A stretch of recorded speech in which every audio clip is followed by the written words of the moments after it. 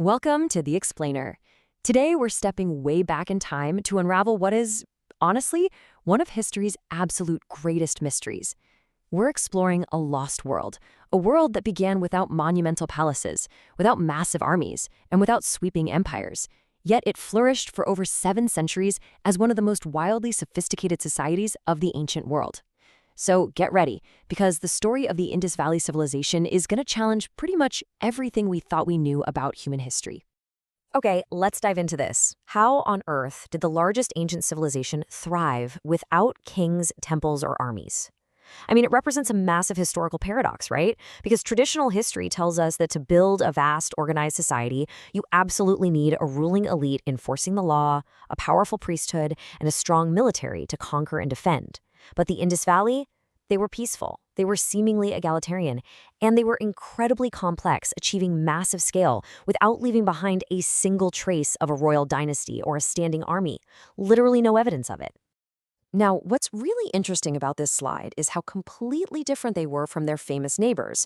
When you think of ancient Egypt or Mesopotamia, you usually think of monumental egos, right? Towering pyramids, massive ziggurats, giant statues glorifying fierce rulers. Well, the Indus Valley took a completely different path. Their brilliance wasn't pointed upward at kings or gods, it was pointed downward, at the streets. They poured their immense wealth and coordination into highly practical civic infrastructure. We're talking advanced plumbing, grid streets, and standardized weights to facilitate peaceful trade. Section 1. A civilization without kings. To truly grasp the magnitude of this achievement, we really need to wrap our heads around the sheer scale of the territory they managed. Look at this number, 1 million. 1 million square kilometers.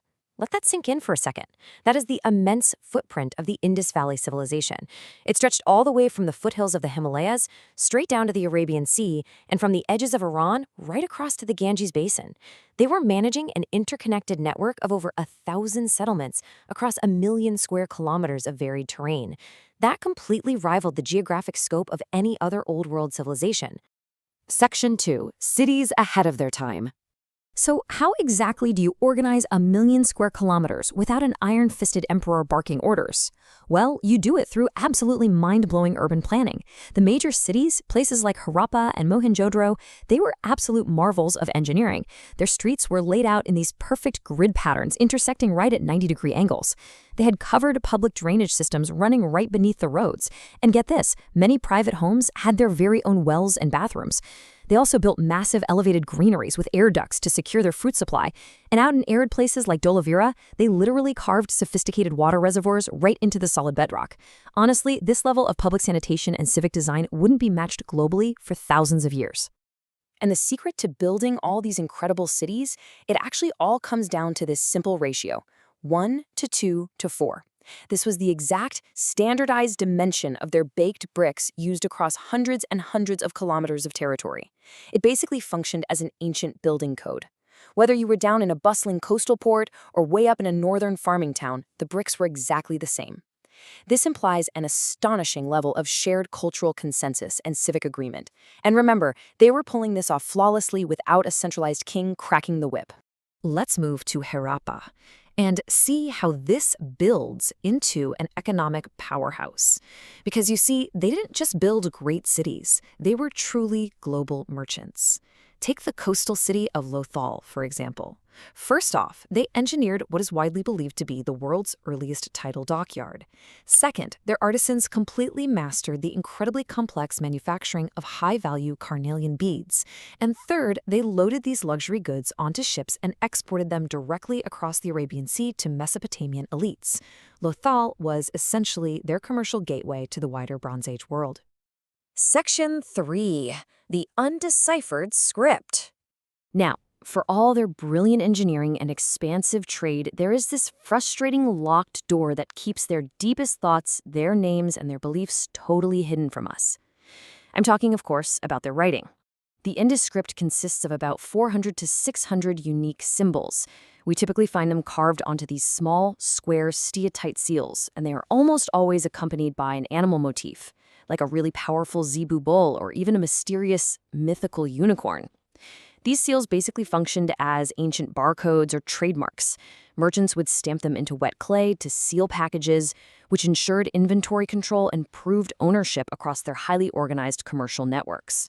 But here is the really frustrating part about all of this. We literally cannot read a single word of it. Historians are completely stuck. Unlike Egyptian hieroglyphs, we don't have a handy Rosetta Stone with a bilingual translation to crack the code. To make matters even worse, most of the inscriptions are incredibly short. We're talking just 4 to 5 characters long. And there is no universally agreed upon descendant language to act as a linguistic key. It's just a silent script guarding the secrets of a totally vanished world. Section 4. Defeated by climate change. Which brings us to the ultimate question. How does a society this vast, this organized, and this prosperous just disappear?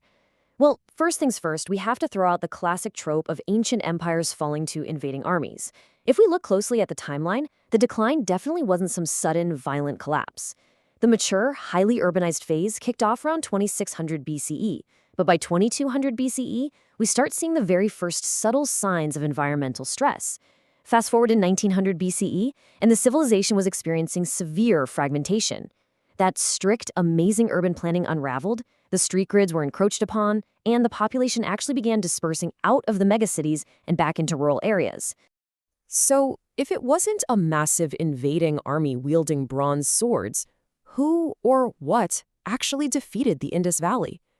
Well, the answer lies in an invisible enemy that is actually all too familiar to us today. So, the crucial point is that they were ultimately defeated by a shifting climate. Over a period of centuries, the vital Indian summer monsoon began to weaken. The Ghaggar-Hakra river system, which was basically a lifeline for countless eastern settlements, just gradually dried up. Down on the coast, siltation and shifting river paths completely choked off bustling ports like Lothal. This creeping ecological instability slowly dismantled their incredibly fragile, highly coordinated agricultural network. In the end, it forced the population to abandon those centralized megacities just to go search for more reliable water sources. Section 5. A Forgotten Legacy Reborn. For literally thousands of years, the bricks, the seals, and those perfect grid streets lay buried beneath the soil, just completely forgotten by human history. But, a civilization this great couldn't stay hidden forever. The rediscovery of the Indus Valley is honestly like a grand historical detective story. Back in the 1820s, a British explorer named Charles Masson stumbled across these ancient baked bricks in the Punjab. And crazily enough, those ancient bricks were actually being looted to build modern railway tracks. No way, right? Then, in the 1850s, Alexander Cunningham found the very first seals, though he completely misidentified their age at the time. Finally, in the 1920s, John Marshall and the Archaeological Survey of India connected all the puzzle pieces, excavated the sites, and completely stunned the world by pushing South Asian history back by over 1,000 years. And honestly, the most beautiful part of this whole rediscovery is realizing that the Indus people didn't simply vanish into thin air. Their massive cities declined, yeah, for sure, but their legacy survived. The population adapted, their agricultural techniques, their craft traditions, their use of standardized weights in local markets, and perhaps even their deeper spiritual beliefs, they all quietly persisted. They just blended into new cultures, weaving themselves directly into the very fabric of modern South Asian history. The enigma of the Indus Valley leaves us with a truly profound realization. These people built one of the largest, most equitable, and technologically advanced societies of the ancient world, and they did it through civic cooperation rather than monumental ego or military conquest. It begs a really powerful question for all of us today. If an ancient society without kings could achieve what mighty empires could not, what will our civilization leave behind? Thanks so much for joining me on this explainer, and I'll catch you in the next one.